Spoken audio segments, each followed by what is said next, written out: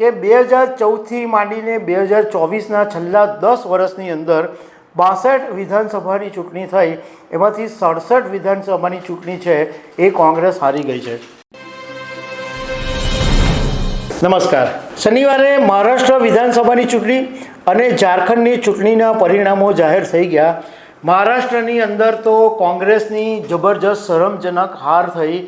કોંગ્રેસવાળા એટલા બધા આત્મવિશ્વાસમાં રાચતા હતા, કારણ કે લોકસભા 2024ની ચૂંટણીમાં મહારાષ્ટ્રની 48 બેઠકોમાંથી કોંગ્રેસ સારી એવી બેઠકો જીતી ગયેલું. એટલે એમને એવું લાગતું હતું કે વિધાનસભાની ચૂંટણી તો આપણા માટે રમતવાત છે. પરંતુ કોંગ્રેસને જબરજસ્ત પછડાટ મળ્યો અને ઝારખંડની અંદર પણ જેએમએમ ગઠબંધન જીત્યું, પરંતુ એ પ્રાદેશિક પાર્ટીઓને કારણે કોંગ્રેસને ત્યાં તક મળી. એટલે કોંગ્રેસનું લોકસભા 2024 પછી કમબેક થવાને બદલે આગળ વધવાને બદલે પછડાટ ખાવો પડ્યો. અને હું આજે તમારી સાથે એ વાત કરીશ કે 2014થી માંડીને 2024ના છેલ્લા 10 વર્ષની અંદર 62 વિધાનસભાની ચૂંટણી થઈ, એમાંથી 67 વિધાનસભાની ચૂંટણી છે એ કોંગ્રેસ હારી ગઈ છે. તો આના વિશે વાત કરીશ. મારું નામ રાજેશ શાહ છે અને તમે જોઈ રહ્યા છો ગુજરાતના સૌથી મોટા ડિજિટલ ન્યૂઝ પ્લેટફોર્મ ખબર છે .com. આમ તો છેલ્લા કેટલાક સમયથી આપણે જોઈએ તો કોંગ્રેસ પછડાટ ખાતું જ રહ્યું હતું અને પ્રધાનમંત્રી નરેન્દ્ર મોદી તો અનેક વખત એવી વાતો કરતા હતા કે મારે કોંગ્રેસ મુક્ત દેશ બનાવવો છે. પણ લોકસભા 2024ની જ્યારે ચૂંટણી થઈ અને ઇન્ડિયા ગઠબંધન બન્યું, એ પછી જ્યારે જે પરિણામો આવ્યા ત્યારે એવું લાગતું હતું કે કોંગ્રેસ હવે ફરીથી બેઠી થઈ ગઈ છે અને કોંગ્રેસ આગામી દિવસોની અંદર સારું કાઠું કાઢી શકે છે. પરંતુ એ પછીની જે તરત વિધાનસભાની ચૂંટણીઓ થઈ, એમાં હરિયાણાની અંદર વિધાનસભાની ચૂંટણી થઈ, એમાં કોંગ્રેસ એવું માની લીધેલું કે અમે જ જીતવાના છે અને ત્યાં હારી ગઈ. અને એ પછી એકબીજા પર બધા દોષારોપણ કરવા માંડ્યા.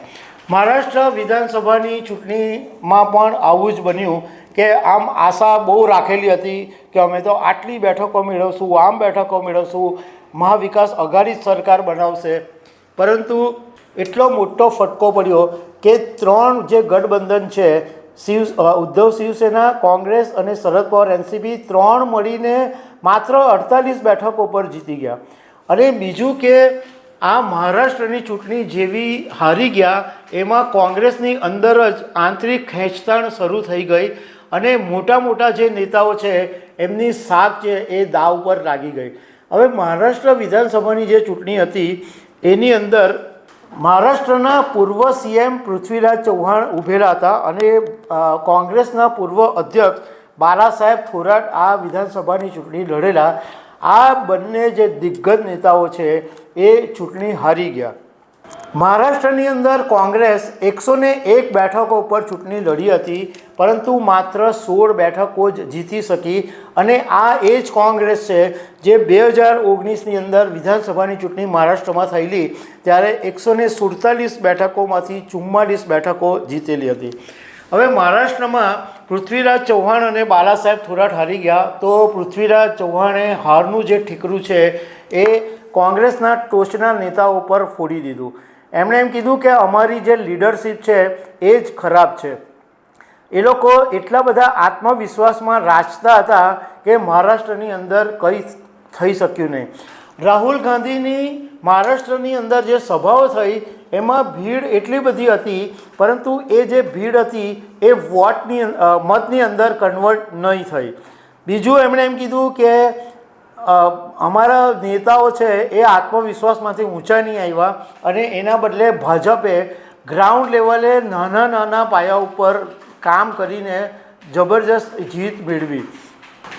બીજું કે આ વખતે જે 15 રાજ્યોની અંદર લગભગ 46 વિધાનસભાની જે પેટા ચૂંટણી થઈ એમાં પણ કોંગ્રેસનું પરફોર્મન્સ નબળું રહ્યું.